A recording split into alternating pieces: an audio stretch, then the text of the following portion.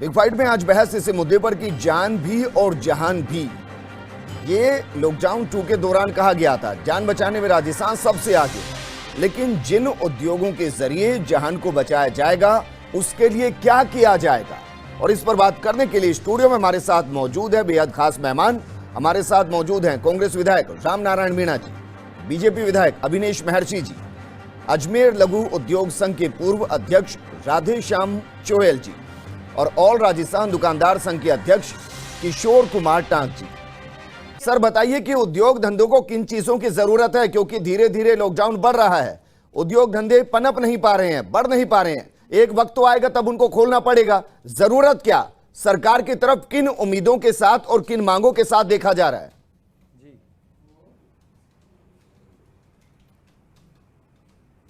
जी नमस्कार। मैं ये कहना चाहता हूँ कि चाहे वो राज्य सरकार हो चाहे राष्ट्रीय सरकार हो, हमारे लिए तो हम तो दोनों को ही अनुनय विनय कर सकते हैं, और पिछले काफ़ी लंबे समय से राज्य स्तरीय एसोसिएशन से और राष्ट्रीय स्तरीय एसोसिएशन से हम ये मांग उठाते आए हैं, और हर जगह से हमको आश्वासन मिला है कि इस पे जल्दी ही कोई पैकेज आएगा, लेकिन अभी तक कोई भी पैकेज हमको मिला नहीं है। और आज आप देखिए कि संकट की घड़ी में हर कोई अपना हित बात करता है, श्रमिक अपनी करेंगे, किसान अपनी करेंगे, सभी लोग अपनी अपनी बात करेंगे, लेकिन अगर उद्योगों का आज ध्यान नहीं रखा गया तो इसके बहुत दूरगामी परिणाम होंगे। और जिनका रोजगार आज बचाने की बात की जा रही है कि इनको आज वेज एंड सैलरी पेमेंट करके हम किसी तरीके से इसको रोक लें, तो ये वही होगा कि जिस तरीके से सोने की अंडे देने वाली मुर्गी को अगर एक बार में काट दिया जाएगा तो उद्योग कहाँ जाएंगे।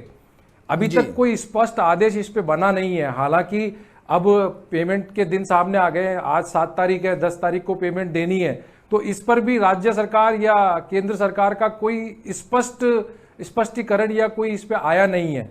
अब अगर ब्याज भी देना है, बिजली का बिल भी चुकाना है, बाकी सारे खर्चे भी करने, तनख्वाहें भी देनी है, तो आप मान के चलिए कि अधिकांश तो उद्योगों में ताले लगने वाले हैं। जी ठीक है सर, वापस मैं आपके पास आऊंगा। राधेश्याम चोहेल जी, फाइनल कमेंट मैं आपसे चाहूंगा सर, 2 लाइन में बता दीजिए कि राजस्थान के उद्योगों को अगर बचाना है तो क्या कुछ करना है?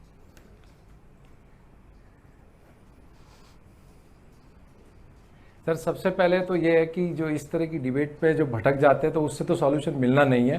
तो अगर सॉल्यूशन पे बात करनी है तो फिर उसके लिए सॉल्यूशन पे बात करनी पड़ेगी, आरोप प्रत्यारोप से काम नहीं चलेगा जी। आज हर तरह की सजेशन, इंडस्ट्री को सरवाइव करने के सजेशन 2 लाइन में नहीं दिए जा सकते।